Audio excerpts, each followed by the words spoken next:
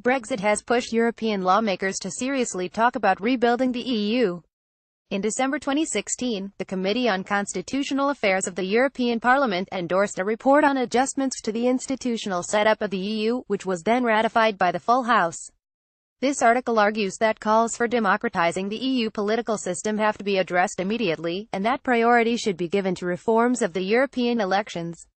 Miriam Source advocates for a uniform open-list proportional representation system with small constituencies and the possibility for national parties to run all over Europe as the ideal type. She then outlines its beneficial effects in terms of accountability and the formation of a European public sphere. Members of the European Parliament take part in a voting session in the European Parliament in Strasbourg. Credits Frederick Florinoff. BGT image is one of the essential flaws in EU democracy relates to European Parliament EP elections. All scholars looking into the EU democratic deficit variously mention a missing public sphere, an absent EU demos, and low political contestation. Hicksfall as Dill 2006 Hicks 2008. To cut a long story short, EU scholars doubt that the interests of EU voters on EU policies can be appropriately voiced or that they can be appropriately translated into EU policy outputs under the current institutional framework. This situation needs to change, and it needs to change soon, if the populist resurgence of recent years is of any indication. Many scholars indicate that to help EU voters have more control over EP politicians, and to create a European public sphere, it is important to address flaws in EP elections. Hicks Hageman 2009 Hobolt 2012 Hobolt Spoon 2012. Establishing a common electoral law incentivizing EU-specific political contestation is often seen as a necessary step. The current system, a series of domestic midterm elections. Currently, our representatives to the European Parliament MEPs are elected in a series of parallel elections, run and regulated by the sovereign member states, and, as a result, dominated by national parties and their domestic squabbles.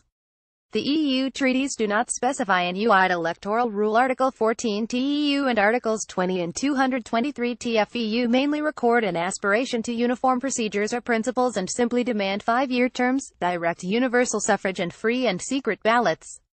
The treaties grant the EP the opportunity to draft reform proposals to regulate EP elections, but the final word on this matter belongs to the Council of Ministers. The difficulties in finding an agreement among all members meant that the only concrete translation of these aspirations for uniformity has been the baseline requirement of proportional representation (PR) with maximum 5% thresholds, enshrined in Council Decision 20027772 EC. Throughout the EU, therefore, we are currently using national elections to fill supranational positions. This has resulted in an incoherent and fragmented party system, which is not an ideal situation for multi-level polities like the EU, as it hurts the legitimacy and consequent application of policy outputs. Philippa Van Orders Hook 2004. This flaw, according to prominent EU scholars, is what leads to low turnouts and high instances of protest voting in EP elections. Hicks Marsh 2010 Hobolt 2012 winning them the title of second-order elections. Studies have indeed demonstrated that substantive discussion of EU policymaking is mostly absent during EP elections. David Senchmich Vladescu 2012, and that European voters do not know what stance political parties have on EU issues. McElroy Kritzinger 2012. We, therefore, cannot say to have full control over our MEPs. We can aspire, at most, to indirect monitoring via the national party leadership. How can we improve EU elections? The Politics and Institutions Focus Group of the 1989 Generation Initiative is currently working at a courageous proposal that would substantially change the way we elect our MEPs. The proposal advocates a uniform electoral law blending supranational and local control, as it envisages an EU-wide system of proportional representation with open lists and small constituencies. According to the proposal, each member state will retain the number of EP seats it currently has, but each political party can compete in other member states as well, and it will be incentivized to do so if it wants to win more seats in the EP. The option to run across several member states will encourage the formation of an EU-wide party system. Parties will be obliged to pick a list of local candidates in all the constituencies of the EU in which they wish to compete, to facilitate contacts and communication with constituents.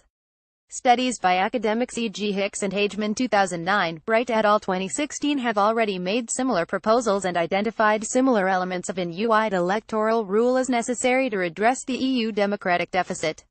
Open-list proportional electoral rules have beneficial effects on turnout, satisfaction with democracy and contacts with representatives. Blezarts 2006, Farrell McAllister 2006.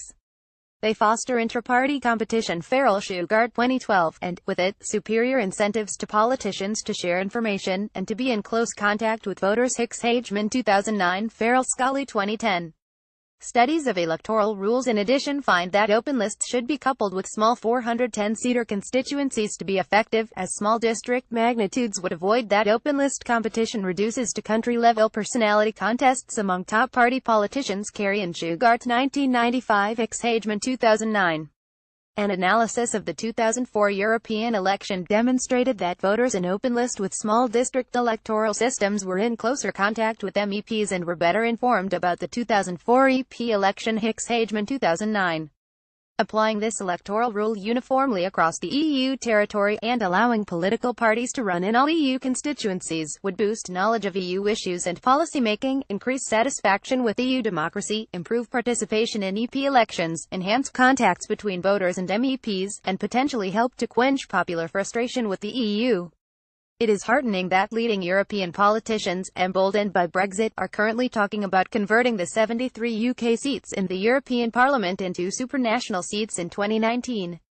This indicates some political willingness to viscerally transform the EP electoral system.